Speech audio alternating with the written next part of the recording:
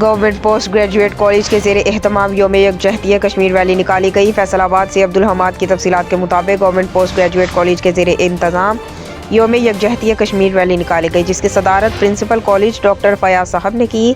Rally में तलबा और तालबात की कसीर तादाद ने शिरकत की। तलबा तालबात ने कश्मीर की आज़ादी के हक़ में नारे लगाए और कश्मीरी अवाम के साथ यकजहती का मुजाहिरा किया।